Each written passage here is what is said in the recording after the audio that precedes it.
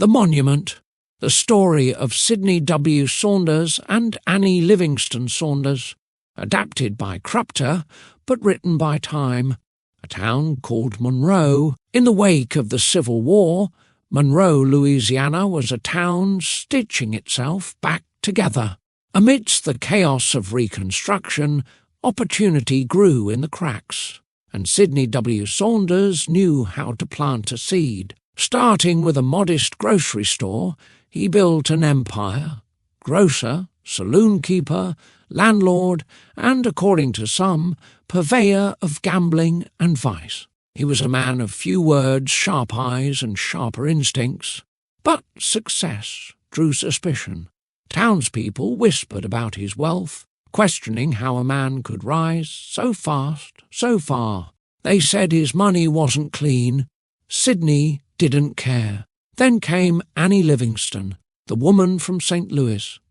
She arrived on Sidney's arm one spring afternoon, a striking woman with a poised smile and uncertain heritage. Some said she was of mixed race. Others called her a prostitute from one of Sidney's own brothels. Sidney called her his wife. Annie was everything Monroe disapproved of. Rumours swirled like dust in the streets. The town turned its back, and Sidney turned inward. He had his saloon, his home, and his bride. That was enough. They had a son, Willie St. John Saunders, bright and full of laughter. For a time the family seemed untouchable, insulated by wealth and love, but joy does not always last. Willie died suddenly at age 12. Grief settled over the Saunders home like a storm that refused to pass, fire and ashes. Not long after, a series of fires tore through Sidney's businesses. He suffered heavy losses, but instead of sympathy, the townsfolk offered suspicion. "Insurance money," they muttered. He lit the match himself. Sidney was charged, but in court he appeared a broken man. His health was failing, his mind distant. The judge ruled him unfit to stand trial. He returned home weakened and afraid. Some say he feared being lynched. Others say he simply lost the will to fight.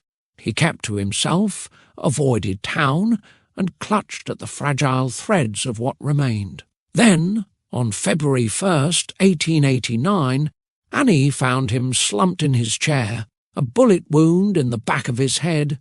The coroner ruled it suicide. There was no investigation. The widow's war. As soon as Sidney was buried, the family descended.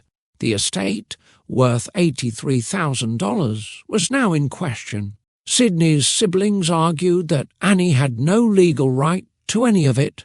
They were never truly married, they claimed. Annie insisted otherwise, but a search of the New Orleans records turned up nothing.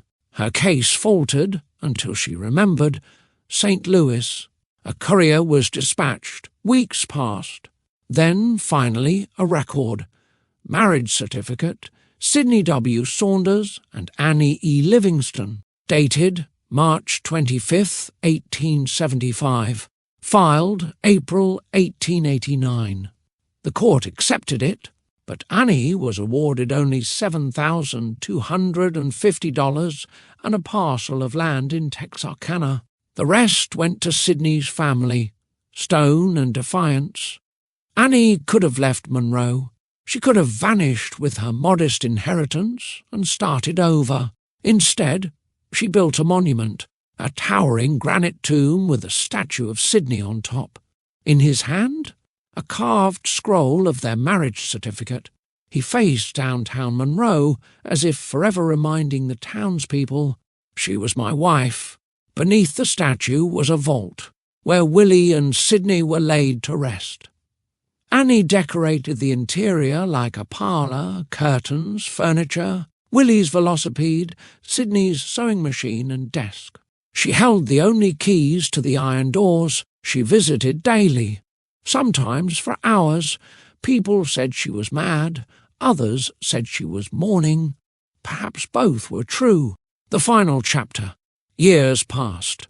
Annie eventually remarried in Texarkana to William C. Hardin, a local businessman who would become mayor. But her thoughts often returned to Monroe, to the monument, the child, the man.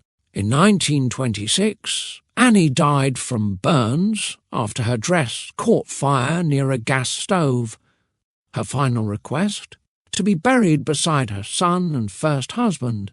Today, in Monroe's old city cemetery, the tomb still stands. Weather-worn but unmoved, Sidney's statue faces downtown, scroll in hand. Below, the family rests, father, mother, child. The doors to the vault are sealed. Annie took the keys with her, and in the quiet of the cemetery, beneath live oaks and Spanish moss, the town's past endures. In stone, in legend, and in the love of a woman who refused to be forgotten.